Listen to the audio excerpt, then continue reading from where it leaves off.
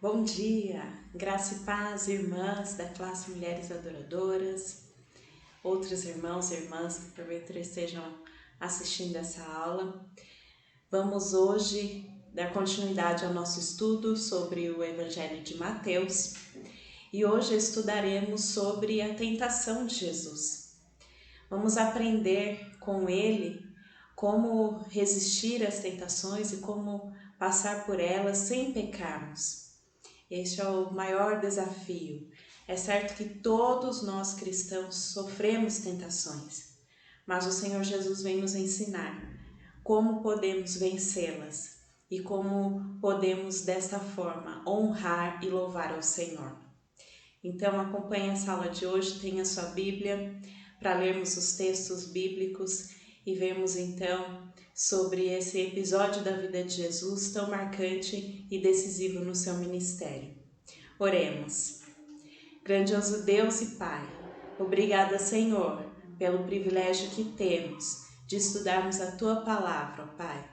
Senhor, ministra ao nosso coração, usa a minha vida, Pai, e que o Senhor nos instrua de maneira que sejamos não apenas ouvintes, mas praticantes da Tua Palavra, Senhor. Guarda-nos, ó Deus. Eu oro por cada um que está nesse momento vendo essa aula, Deus. Que seja, ó Pai, cada um alcançado pela bondade, pela misericórdia, pela graça do Senhor Jesus. Em nome de Jesus, o Teu Filho, aquele que esteve nesse mundo e venceu, é que nós oramos. Amém. Amém. Então, hoje nós estudaremos sobre a tentação de Jesus no livro de Mateus. Este episódio, este fato está descrito também no livro de Marcos e Lucas. Você também pode acompanhar, nos evangelhos sinóticos e ver então como é descrita, como é citada este momento da vida de Jesus. Então, antes de começarmos diretamente no texto, gostaria de compartilhar com os irmãos, com as irmãs, então a diferença entre duas palavras que às vezes nós usamos até erradamente, que é a provação e a tentação. Então, a provação é uma situação de aflição e de sofrimento. Uma situação de aflição e de sofrimento. E nós vemos no Salmo a descrição de como Davi passou por uma situação de provação. Está no Salmo 132, abra sua Bíblia, Salmo 132, o versículo 1, que diz assim: Senhor, lembra-te de Davi e das dificuldades que enfrentou. Então, o rei Davi passou por muitas provações, por muitas situações de aflição e de sofrimento. E lá em 1 Pedro, primeira carta de Pedro, no capítulo 1, no versículo 6, nós temos aqui também uma explicação sobre a aprovação. 1 Pedro 1, 6. Diz assim a palavra de Deus: Nisso vocês exultam, ainda que agora, por um pouco de tempo, devam ser entristecidos por todo tipo de provação. Então, passamos por muitas provações, por situações de aflição e de sofrimento. E temos também a tentação. Então, provação, situação de aflição e de sofrimento e tentação, Qual o conceito? Tentação é atração para fazer o mal por esperança de obter prazer ou lucro. Pode vir do tentador, como nós vemos em Gênesis, no capítulo 3, que relata ali a queda do homem e da mulher diante da tentação, que foi ali vinda do tentador, do diabo. E nós também temos a tentação vinda de dentro do ser humano, de nós, como está em Tiago 1, 14 e 15. Vamos ler? Voltando um pouquinho, aí de 1 Pedro, Tiago 1, 14 e 15. A palavra de Deus diz assim: cada um, porém, é tentado pelo próprio mau desejo, sendo por este arrastado e seduzido. Então esse desejo, tendo concebido, dá à luz o pecado, e o pecado, após ter se consumado, gera a morte. Então cada um, porém, é tentado pelo próprio mau desejo da nossa carne, que nos impele então a pecarmos, né? Esse é o objetivo da tentação, é conduzir ao pecado. E também ninguém é tentado acima das suas forças. A palavra de Deus diz, depois você pode ler também, na primeira carta de Paulo aos Coríntios, no capítulo 10, no versículo 13. Lá diz que ninguém é tentado além do que possa suportar, antes, contudo, o Senhor nos provará também o escape. Vamos ler esse texto completo. 1 Coríntios, no capítulo 10, no versículo 13. Importante esse texto. Começa no 12. Assim, aquele que julga está firme, cuide-se para que não caia. Não sobreveio a vocês tentação que não fosse comum aos homens, e Deus é fiel.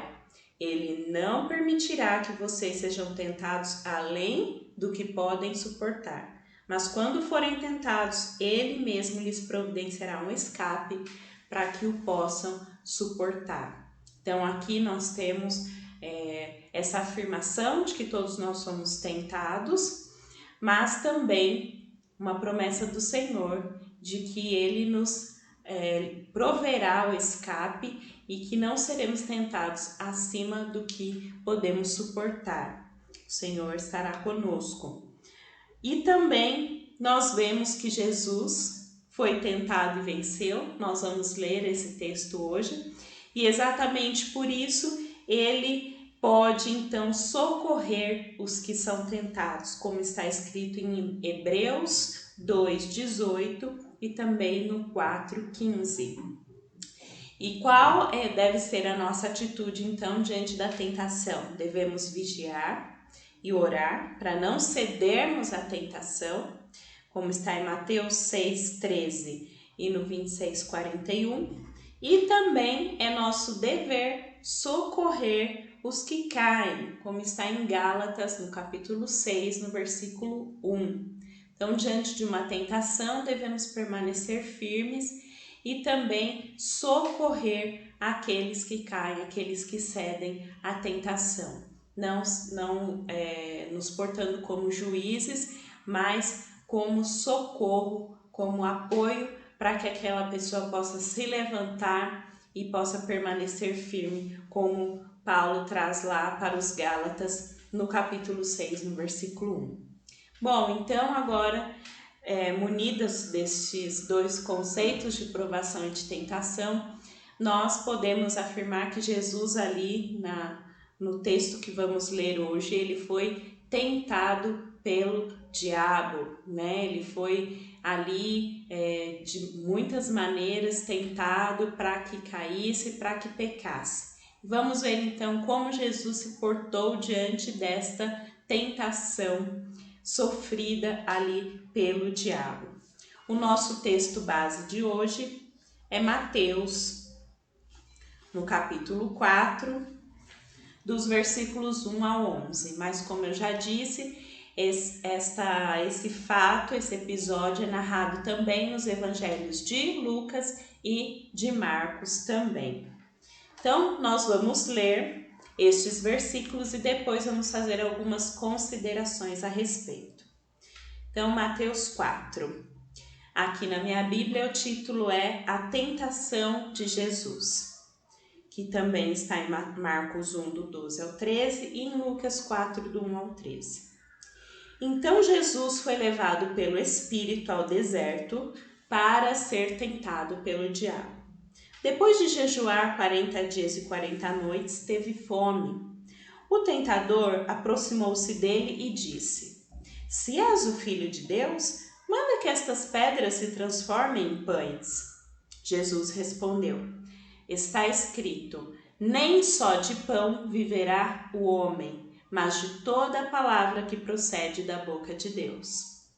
Então o diabo levou a cidade santa, colocou-o na parte mais alta do templo e lhe disse: se és o filho de Deus, joga-te daqui para baixo, pois está escrito: ele dará ordens a seus anjos a seu respeito, e com as mãos eles o segurarão para que você não tropece em alguma pedra. Versículo 7. Jesus lhe respondeu: também está escrito: não ponha à prova o Senhor, o seu Deus. Depois, o diabo levou a um monte muito alto e mostrou-lhe todos os reinos do mundo e o seu esplendor. E lhe disse: tudo isto te darei se te prostrares e me adorares. Jesus lhe disse: retira-te, Satanás, pois está escrito: adore o Senhor, o seu Deus, e só a ele preste culto. Então o diabo deixou e anjos vieram e o serviram. Então Jesus aqui passou por um momento de grande tentação. Em Lucas diz também que o diabo deixou até um outro momento oportuno. Isso nos mostra que Jesus não foi tentado apenas neste momento, né? Mas em outros momentos também. Mas esse episódio ficou aqui narrado para nós. Então fica claro que o tentador é o diabo. Lá em 1 Pedro, capítulo 5, versículo 8, nós temos esta explicação, 1 Pedro 5:8, de quem é o inimigo. O inimigo de Jesus e também o nosso inimigo. 1 Pedro 5:8.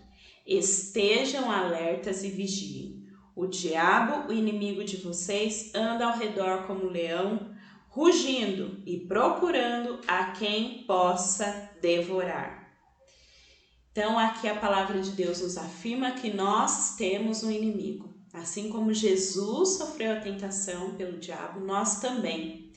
Porque há alguns cristãos que acabam por negar a existência do diabo, do inimigo. Mas aqui a palavra de Deus nos afirma que ele existe, que ele é real e que ele anda ao nosso derredor, buscando a quem possa tragar, buscando então devorar-nos a nós cristãos, discípulos de Jesus. Então nós não podemos negar a sua existência e nem as suas intenções, como está em 2 Coríntios.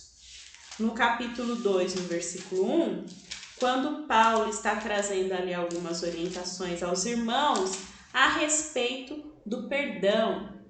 E aí Paulo termina então essa orientação dizendo o seguinte, 2 Coríntios 2:11, a fim de que Satanás não tivesse vantagem sobre nós, pois não ignoramos as suas intenções.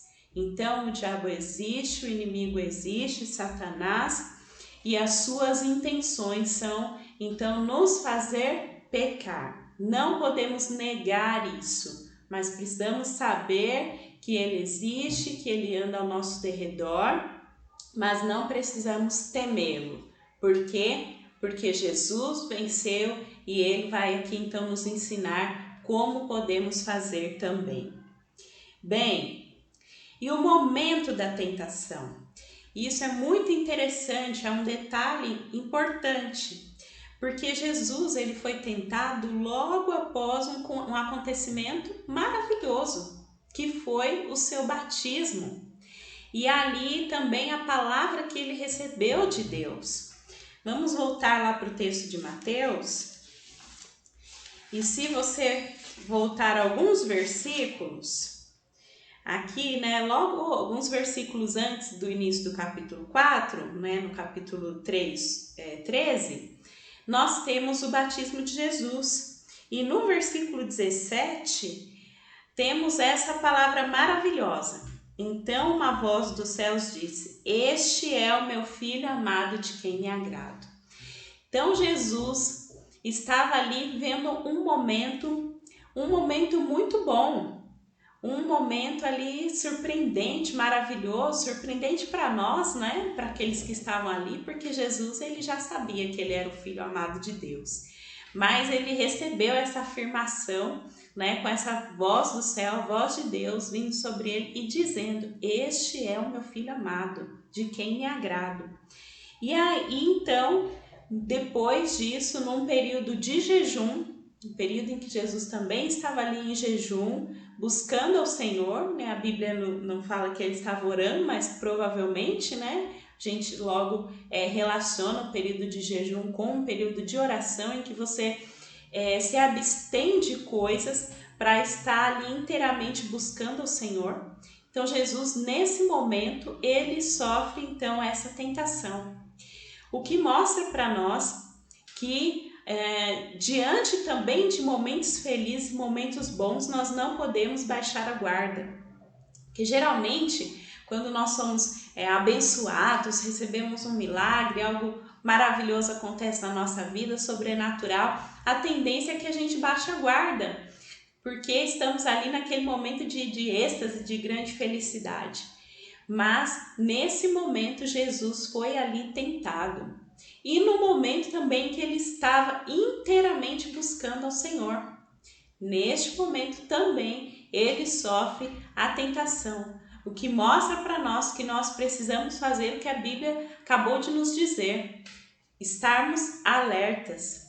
Estarmos sempre vigilantes. Porque o diabo, ele pode se aproveitar dessas situações, quer sejam elas momentos em que estejamos muito felizes, quer sejam momentos de provação, como nós vimos no início, momentos de tristeza, momentos de dificuldade, ele também pode usar essa circunstância para nos tentar, para nos fazer pecar. E nós vimos aqui então o motivo da tentação. Qual é o motivo? Por quê? A palavra de Deus diz que esse mundo, ele jaz no maligno. Ele está sob o poder do maligno. Isso está lá em Mateus 15, no 18 e no 19. E nós devemos, então, permanecermos firmes, né? Darmos bom testemunho, como foi aqui com Jesus. Vamos ler o texto de Apocalipse, no capítulo 10, versículo 10. Apocalipse, o último livro da Bíblia, a visão de João, Apocalipse 10, versículo 10 e 11, diz assim a palavra de Deus. Desculpe, irmãs, não é esse texto. É Apocalipse, Apocalipse 1.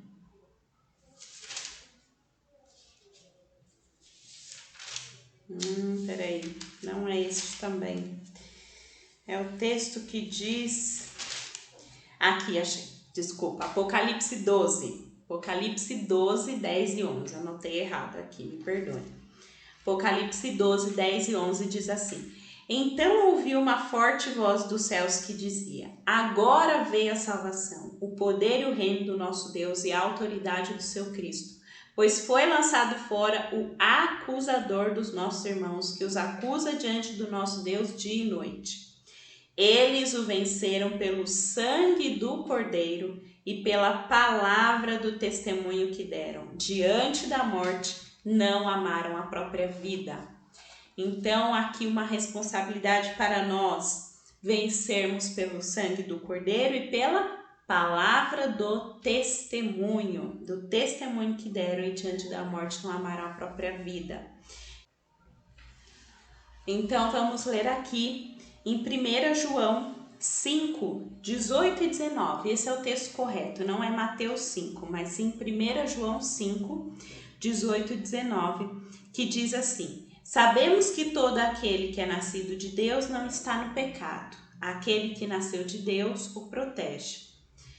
O maligno não atinge. Sabemos que somos de Deus e que o mundo todo está sob o poder do maligno, que o mundo todo está sob o poder do maligno. Então, o mundo jaz no maligno e por estarmos no mundo, nós seremos então tentados, né? Sofreremos muitas tentações.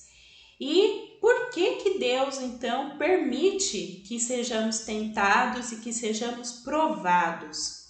Para provar a fé genuína que nós temos, né? A nossa fé comparada ali com o ouro que precisa passar ali pelo fogo para que seja purificado. Então, assim também a nossa fé.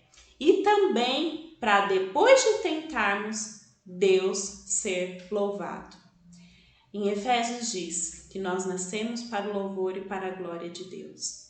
Então, passarmos pelas provações e pelas tentações de forma a sermos aprovados, e isso rende louvor a Deus. E não há como não nos lembrarmos de Jó, quando Deus diz para Satanás: viste o meu servo Jó? Ele é um homem íntegro e um homem reto. Então ali a atitude, a vida de Jó era motivo de louvor para Deus. E esse também é o objetivo, é o propósito das nossas vidas, rendermos louvor ao Senhor. Em 1 Pedro, no capítulo 1, 6 e 7, nós já lemos o 6, vamos ler agora também o 7. 1 Pedro 1, 6 e o 7. Diz assim a palavra de Deus: nisso vocês exultam, ainda que agora, por um pouco de tempo, devam ser entristecidos por todo tipo de provação. Assim acontece, para que fique comprovado que a fé que vocês têm, muito mais valiosa do que o ouro que perece, mesmo que refinado pelo fogo, é genuína e resultará em louvor, glória e honra quando Jesus Cristo for revelado. Então, Deus permite provações e tentações na nossa vida para que a nossa fé, para que seja comprovada a genuidade da nossa fé e para que Ele seja louvado. Então, o Senhor, Ele nos conduz e Ele, mesmo que sendo tentados, né, como nós lemos lá em 1 Coríntios, Ele não permite que isso aconteça acima das nossas forças, Ele nos dará também o escape. E Apocalipse 3:21 diz assim: ao vencedor darei o direito de sentar-se comigo em meu trono, assim como eu também venci e sentei-me com meu Pai em seu trono. Então, olha só que maravilha, a promessa do Senhor Jesus. Assim como Ele venceu, aqueles que vencerem também sentarão-se com Ele no trono e viveremos então eternamente ao lado do Senhor. E qual a estratégia de Satanás? O que ele usa então? Vejamos, irmãos, que ele conhece as circunstâncias, ele sabe o que nós estamos passando, então ele utiliza-se do conhecimento da circunstância para nos tentar. Foi assim lá com Eva, no Éden. Lembram-se? Ele sabia o que estava acontecendo porque ele estava ali e ele então usou daquela situação, né, se referindo ao que Deus havia dito. Ele disse para Eva: não foi assim que Deus disse, né?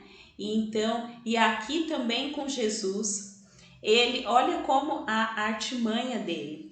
Ele começa dizendo, não sei se vocês perceberam isso, mas ele diz assim: se és filho de Deus, manda que estas pedras se transformem em pães. Então aqui ele usou de algo que havia acontecido há pouco, uma afirmação. Deus dizendo: este é o meu filho amado.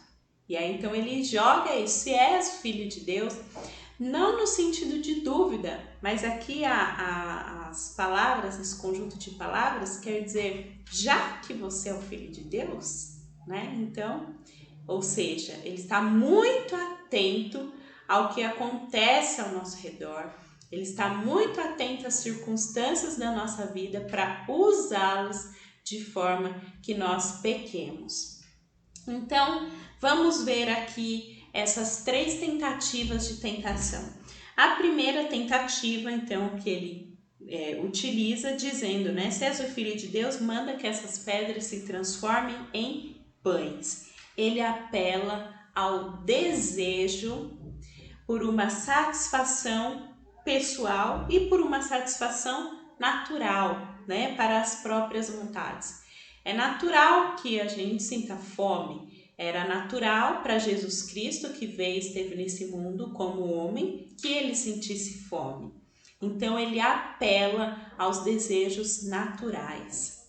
Ou seja, ele incentiva ali Jesus para que use da sua autoridade como filho de Deus, para se favorecer e não ter que passar pela dificuldade, não ter que passar pela privação de não ter ali um alimento. Olha só a estratégia de Satanás.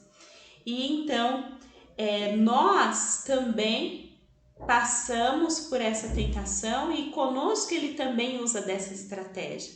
Nossa cultura é muito comum nós vermos muitos debates e muitas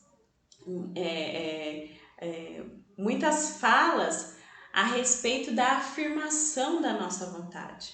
Você tem vontade? Então vá e satisfaça a sua vontade. Isso é natural. Então, isso é um direito seu. Você ter as suas vontades supridas. Quantas vezes nós não ouvimos isso? Então, isso quer apelar e incentivar-nos para que nós tenhamos todas as nossas vontades satisfeitas. Afinal, isso é um direito. E aí eu me lembro de Jesus lá em Filipenses, quando Paulo traz para os filipenses que Jesus, mesmo sendo Deus, não usurpou a ser igual a Deus e ter então toda a sua glória e todas as suas satisfações. Pelo contrário, ele se humilhou. Então, se Jesus, o Filho de Deus, pôde abdicar dos seus direitos, por que não nós? E aqui, o diabo, sabendo, né, que Jesus ele tinha essa autoridade e como Filho de Deus ele poderia abdicar disso, ele usa isso como estratégia. E quantos cristãos não estão se perdendo nisso? Dizendo, ora, se eu tenho direito, eu sou filha de Deus, então eu tenho que ter todas as minhas necessidades e minhas vontades satisfeitas. Ora, assim aconteceu com Davi. Davi também foi tentado por uma necessidade natural. Lembra-se que quando ele não foi àquela guerra, ele estava no seu palácio e ele saiu ali na varanda ali do seu palácio e ele viu uma mulher muito bela e ele teve um desejo natural, um desejo sexual por aquela mulher. Mas ele não deveria satisfazer esse desejo com aquela mulher, afinal era uma mulher casada. Mas aí ele usou então da sua autoridade como rei, mandou que aquela mulher viesse ao palácio, deitou-se com ela e nós sabemos depois o resultado, a continuação dessa história que levou inclusive a Davi a cometer ali indiretamente um homicídio, porque ele manda matar o marido daquela mulher. Olha só, então nós temos aqui um exemplo de Jesus que abdicou da sua vontade e do seu desejo natural. E nós temos Davi, por outro lado, que cedeu à tentação, cedeu às suas vontades, aos seus desejos e usou ali da sua autoridade como rei para satisfazê-lo. E aí nós temos também o exemplo de Paulo. Paulo, lá em 2 Coríntios, abre sua Bíblia, em 2 Coríntios, no capítulo 12, nos versículos 9 e 10. Desculpa, 2 Coríntios, isso mesmo. Estou em 1 Coríntios. 2 Coríntios, capítulo 12, versículos 9 e 10. Olha só essa declaração de fé e de submissão de Paulo. Mas ele me disse: minha graça é suficiente para você, pois o meu poder se aperfeiçoa na fraqueza. Paulo estava dizendo isso em relação a um espinho na carne que ele sofria. No versículo 7 fala sobre isso. Ele descreve como um mensageiro de Satanás. E por 3 vezes ele pediu a Deus que tirasse dele. Mas a resposta de Deus foi essa: minha graça é suficiente para você, pois o meu poder se aperfeiçoa na fraqueza. Portanto, então, diante da declaração de Deus, da resposta de Deus, qual a escolha de Paulo? Eu me gloriarei ainda mais, alegremente em minhas fraquezas, para que o poder de Cristo então se repouse em mim. Por isso, por amor de Cristo, regozijo-me nas fraquezas, nos insultos, nas necessidades, nas perseguições, nas angústias, pois quando sou fraco é que sou forte. Que declaração de fé maravilhosa do apóstolo Paulo, que mesmo diante da sua necessidade, de um tormento que ele vivia, a resposta de Deus foi: não vou tirar. Não vou tirar. Você vai viver com este tormento, com este espinho na carne. E qual a resposta de Paulo? Amém. Amém. Assim seja. Que seja feita a vontade do Senhor. Não vou reclamar. Não vou murmurar. Mas vou, então, me gloriar. Mesmo passando por essa necessidade, por essa fraqueza. Mesmo que não tenha a minha vontade atendida. Vou permanecer firme, vou me gloriar no Senhor, porque quando sou fraco, então é que sou forte, porque o poder de Deus se aperfeiçoa na fraqueza. Meu Deus, que testemunho de fé do apóstolo Paulo, e aqui também de Jesus, que diante de uma necessidade, de uma vontade real e natural, preferiu dar glória a Deus, respondendo: nem só de pão viverá o homem, mas de toda a palavra que procede da boca de Deus. Nem só de pão, nem só de toda vontade suprida viverá o homem, mas daquilo que Deus fala. Então, vou permanecer firme, mesmo que não tenha a minha vontade suprida. Que maravilha!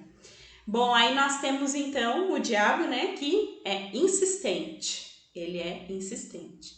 E ele vai então para uma segunda tentativa, que é aqui no livro de Mateus, é quando ele leva então Jesus para a cidade santa, ali em cima do templo, a parte mais alta do templo, e ele diz: se és filho de Deus, joga-te daqui para baixo, pois está escrito. Veja, o diabo é conhecedor da palavra de Deus, mas ele distorce.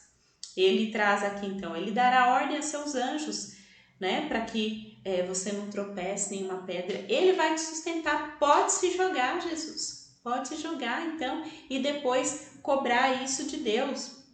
Porque está escrito, e está escrito mesmo, no Salmo 91, do versículo do 11 ao 12. Ele conhecia a palavra de Deus, e usou aqui fora do contexto para tentar Jesus. Então, essa segunda tentativa apela para o desejo por admiração.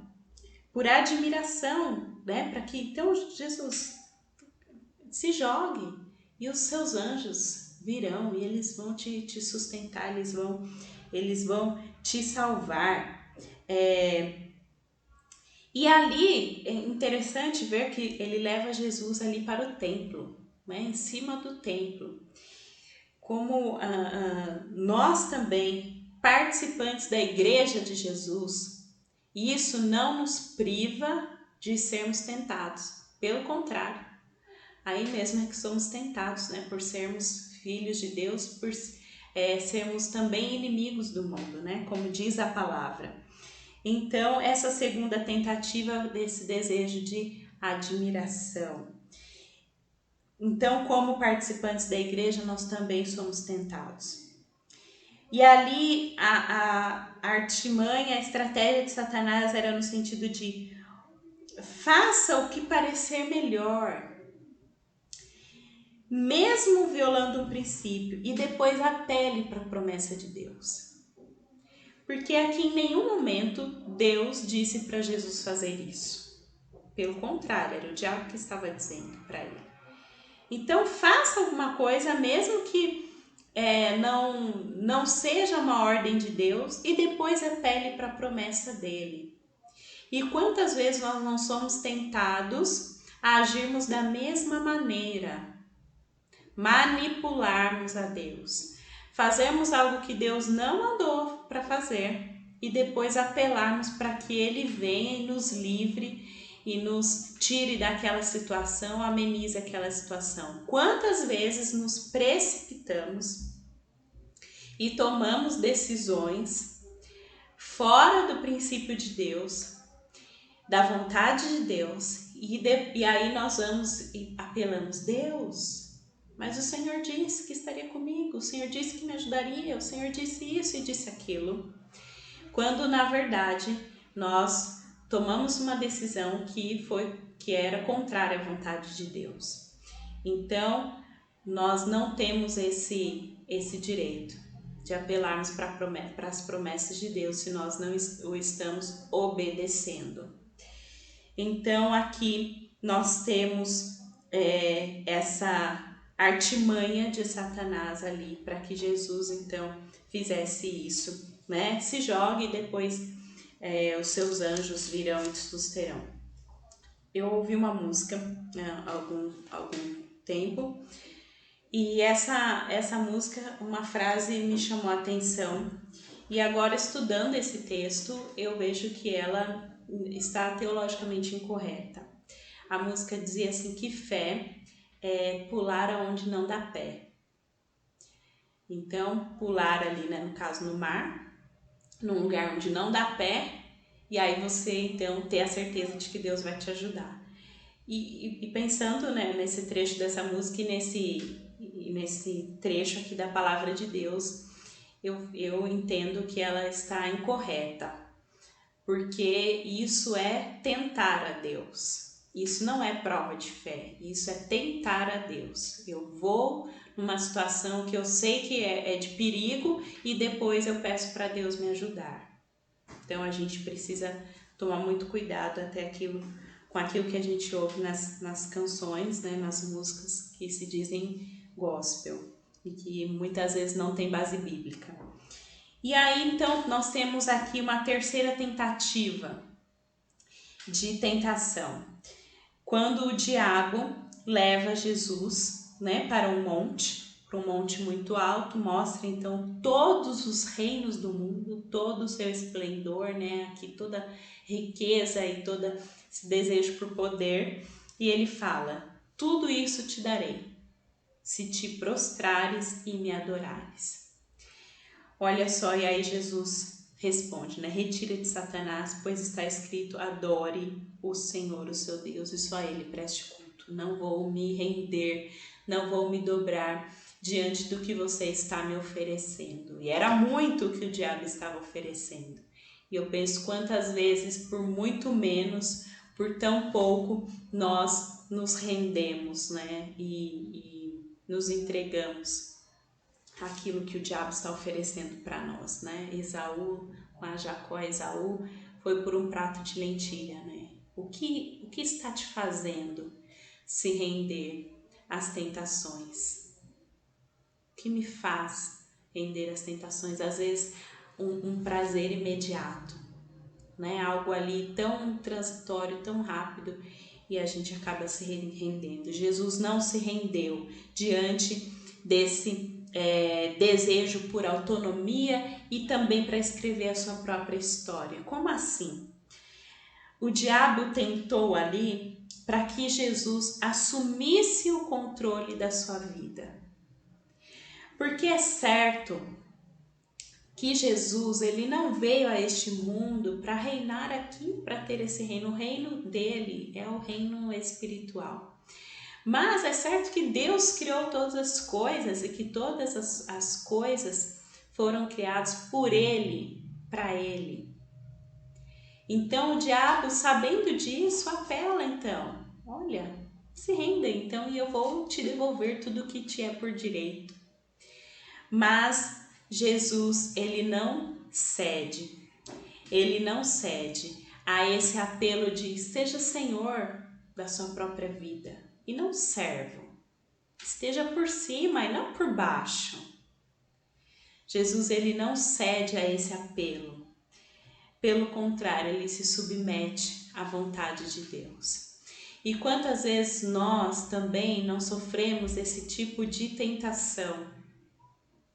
Olha, a sua vontade, é seu plano, faça seus planos e Deus que se resolva para cumprir todos os planos que você tem.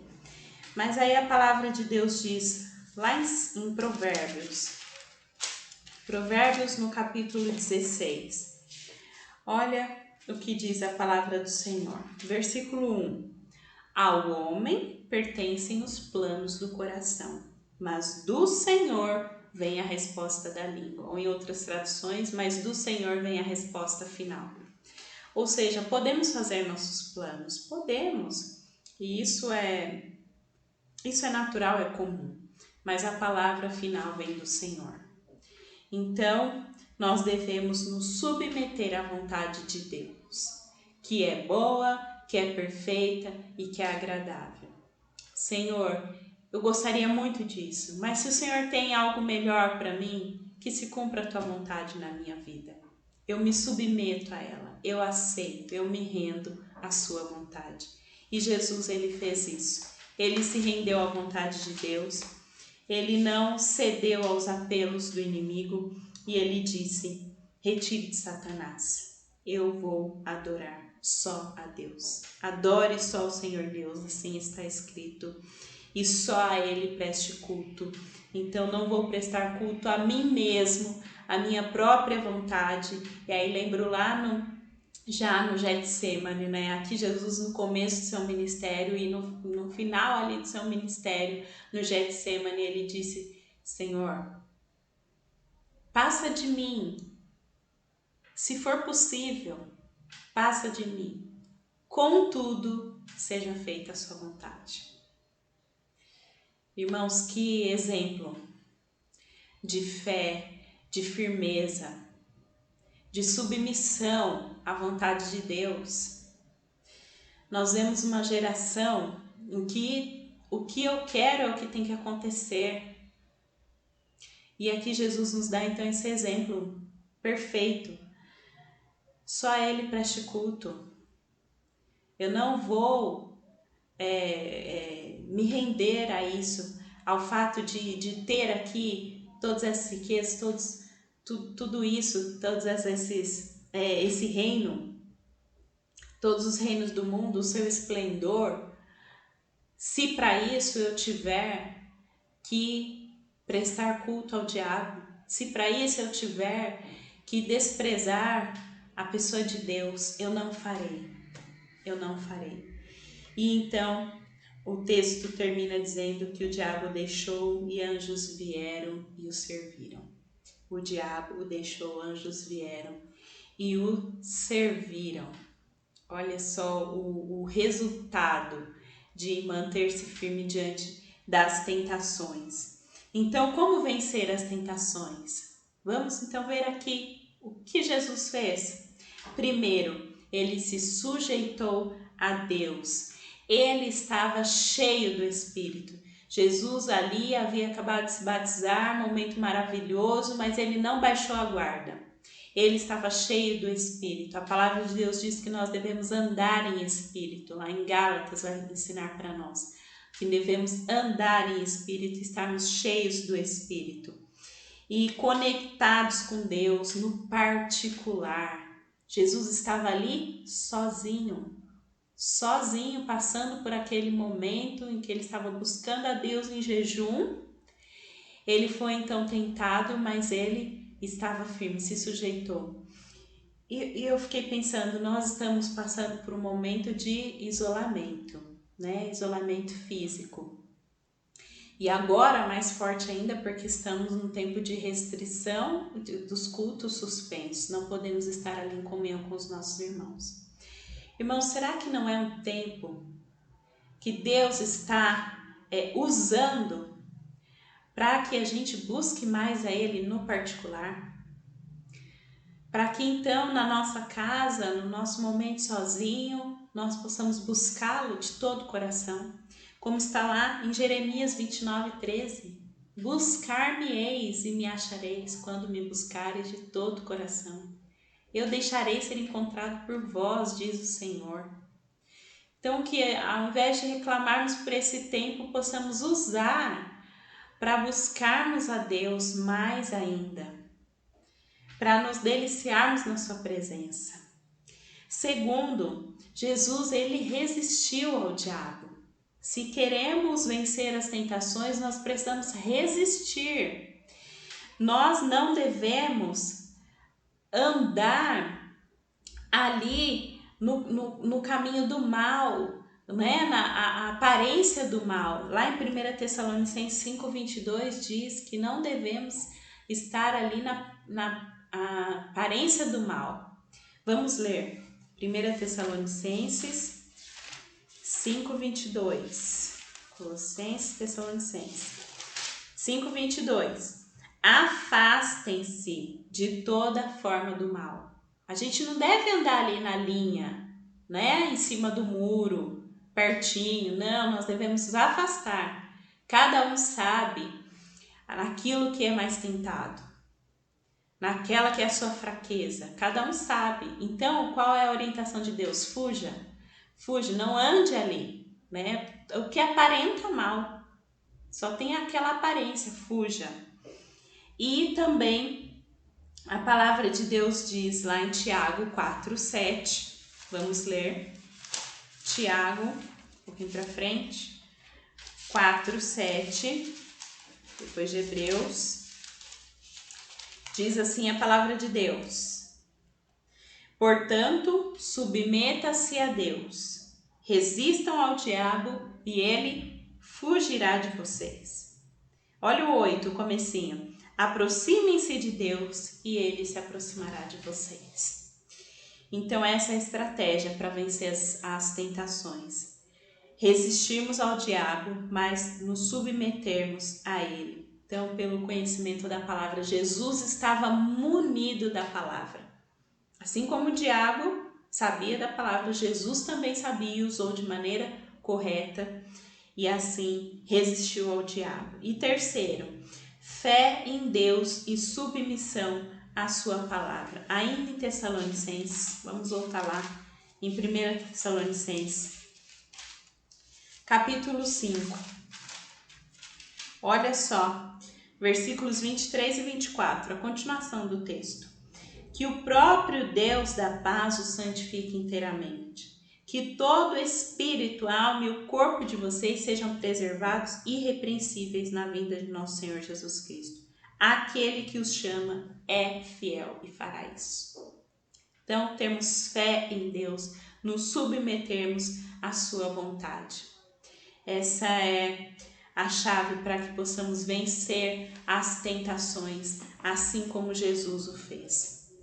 Que o Senhor complete essa palavra no nosso coração, que o Senhor nos capacite e que nós possamos resistir firmes, nos submetermos a Deus, buscarmos a palavra do Senhor, temos essa palavra no nosso coração, na nossa mente, né? Como está lá em Salmo, o jovem, poderá o jovem purificar-se, né?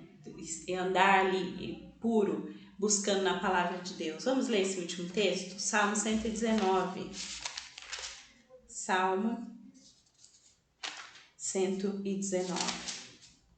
Versículo 9. Como pode o jovem manter pura a sua conduta? vivendo de acordo com a tua palavra. Então, a palavra do Senhor, nela nós devemos meditar de noite, vivermos essa palavra, praticarmos, para então purificarmos a nossa vida, a nossa conduta e não cairmos nas tentações, nas ciladas, porque não podemos ignorar os desígnios do diabo. E ele tem se satisfeito muito nesse tempo, porque muitos cristãos estão se enfraquecendo, não buscam mais a palavra de Deus, não acompanham os cultos, seja de forma online, não participam dos grupos de forma online também, e estão se enfraquecendo e caindo então nas tentações. O tempo que estão em casa, estão usando para outras coisas, para ficar vendo coisas na internet, pornografia. Esses dias eu vi uma reportagem um tempo atrás que falava que uma pesquisa que foi feita, que os cristãos estão caindo na pornografia nesse tempo, porque é muito tempo e é tudo muito tempo ocioso, e nós temos as coisas muito acessíveis, né? No celular, no computador, enfim, na televisão, nos programas, e muitos estão se perdendo e caindo. Mas que isso não aconteça conosco. Que o Senhor nos ajude, que permaneçamos firmes na palavra dele, e assim ele seja louvado, ele seja engrandecido através da nossa vida.